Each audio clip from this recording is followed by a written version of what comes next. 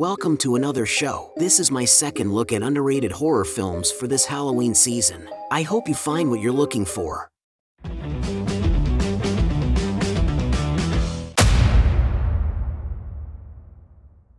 love you, Jimmy.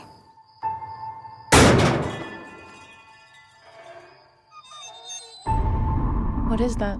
Number 10. The Strangers from 2008. When are home invasion movies not scary? Those who were lucky, or unlucky enough, to see 2008's The Strangers, starring Liv Tyler and Scott Speedman, are still having nightmares 9 years on. It was the critics who didn't like it, but viewers were most likely responding to an atmosphere that nearly every person can relate to. Being home alone or the idea of falling prey to a violent crime at random. As one of the invaders says to Liv Tyler's character when she asks why they are doing this, she responds, "Because you were home." Number 9. High Tension from 2003. This excellent French slasher film turns the genre on its head, playing with gender roles and the identity of its killer. Fans of blood spatter will get more than they could have dreamed of, and those who watch horror movies for their cultural commentary will have plenty to discuss on gender dynamics over a glass of wine after the movie. As part of cinema's new French extremity movement, basically the French version of body horror, High Tension is as shockingly scary as it is psychologically disturbing, making it a horror film for the ages. Now are our brows bound with victorious wreaths. Number 8. Theater of Blood from 1971. Edward Kendall Sheridan Lionheart, Vincent Price, is a matinee favorite Shakespearean actor of the old school, finding difficulty coping with new theater roles, who wreaks revenge on the theater critics who give their annual Guild's Best Actor award to a new and upcoming actor rather than him. Incensed by their choice, he does this in the most ingenious and disturbing ways by imitating death scenes taken from his final repertoire of his beloved Bard's Tales. Vincent Price is well supported by Dame Diana Rigg as his dutiful daughter Edwina, and a bevy of the cream of British character actors. Vincent Price considers this to be his favorite of all his own movies. One of Vincent Price's greatest desires was to play a Shakespeare character on stage in England. Frustrated by how his film career had ultimately pigeonholed him into horror film roles, he relished the chance to quote Shakespearean prose in this film and jumped at the chance when approached. Do you have the time to listen to me whine?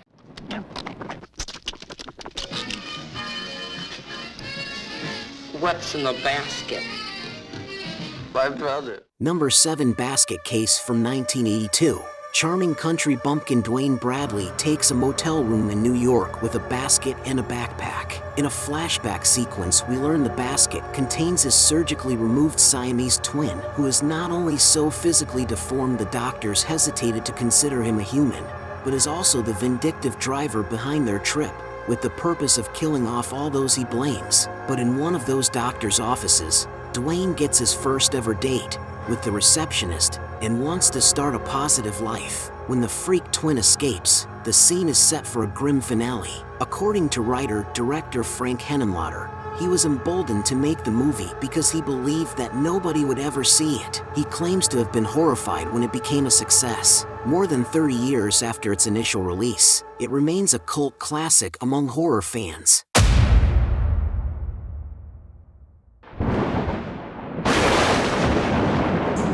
And God created woman. Number 6. Bride of Reinamator from 1990. In Peru, Dr. Herbert West and Dr. Dan Kane are medical volunteers in a civil war with the assistant Francesca Donnelly, and they are researching how to create human life from dead tissue using wounded soldiers as guinea pigs. They return to Miskatonic Hospital and Dan treats a terminal patient, Gloria, and gets close to her. When the Snoopy Lieutenant Leslie Chapham investigates the Miskatonic massacre, he learns that body parts are missing in the morgue, and Herbert and Dan become his prime suspects. But Herbert kills the lieutenant, then revives him with the serum. Reanimator was extremely well received at the time of issue, stands as a classic of the horror and fantasy genre. Who cared if it was not faithful to Lovecraft? Were the 60s Corman's movies that much faithful to Edgar Allan Poe? Crazy situations, witty lines, and above all an extraordinary skilled actor, Jeffrey West, Herbert West Combs, who managed to be at once sinister and hilarious. Hello. My name is Dr. Mercurio Arborea, and I am the founder of the Arborea Institute. Number 5, Beyond the Black Rainbow from 2010. Spanning over 2 decades of research and innovation from the 1960s to the early 1980s, the Arborea Institute, a secluded New Age commune and a state-of-the-art research facility, and the pill-popping psychiatrist, Dr. Barry Nile, are particularly interested in their newest specimen, the female patient, Elena. To begin to understand her mind-boggling telekinetic and telepathic abilities, the demented doctor keeps Elena heavily sedated and in a constant catatonic state. However, her capabilities are unfathomable. What are Dr. Nile's deeper intentions? In the end, could the Institute's utopian doctrine be flawed after all? Who is mad enough to enter that world of darkness?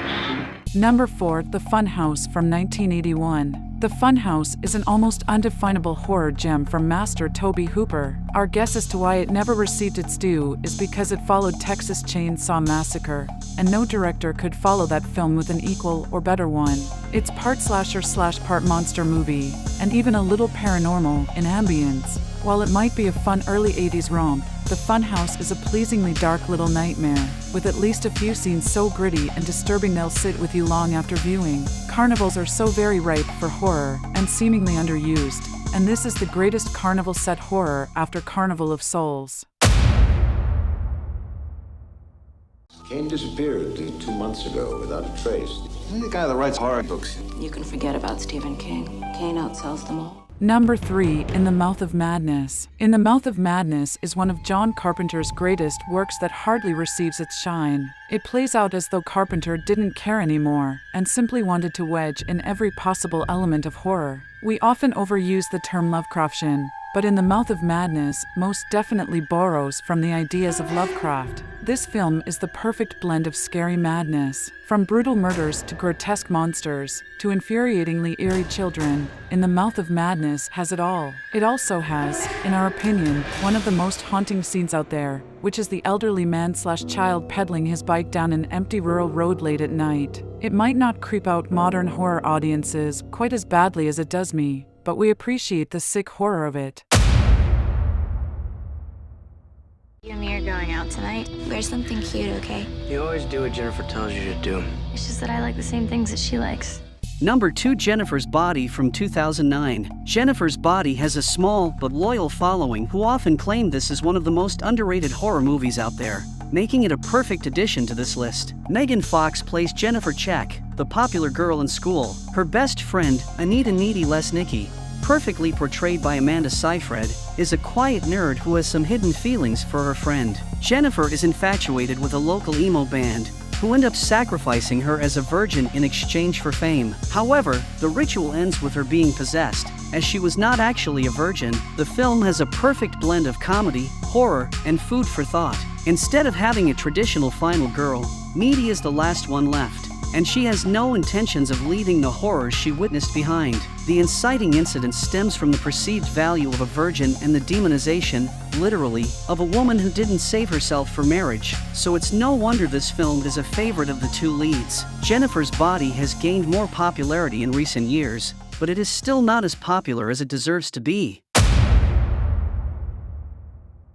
I really love you, Mary. Number 1, Deranged from 1974. Of the many films based on serial killer Ed Gein, this is probably the most unheard of. You of course have Psycho and Texas Chainsaw Massacre, but Deranged is the closest examination of who Gein really was, loosely based as it may be. It's impressive, solely because you're reeled in and almost sympathetic towards the guy until sick stuff starts happening and the film begins living up to its name. Robert Blossoms plays an incredibly demented lead in this low-budget, creative exploitation venture. It's a true video nasty, and only for the most dedicated horror fans. Deranged is too ghoulish for the casual filmgoer, which is an accomplishment for a film so cheaply made. It has its pacing issues and moments of unintentional comedy due to age and budget, but when it's dark, it's really dark. The documentary style in which it's shot, where the narrator occasionally pops up in scenes, doesn't necessarily work, but it makes things interesting. You might not love this movie, but you won't forget it, as it's a fairly brilliant exercise in exploitative,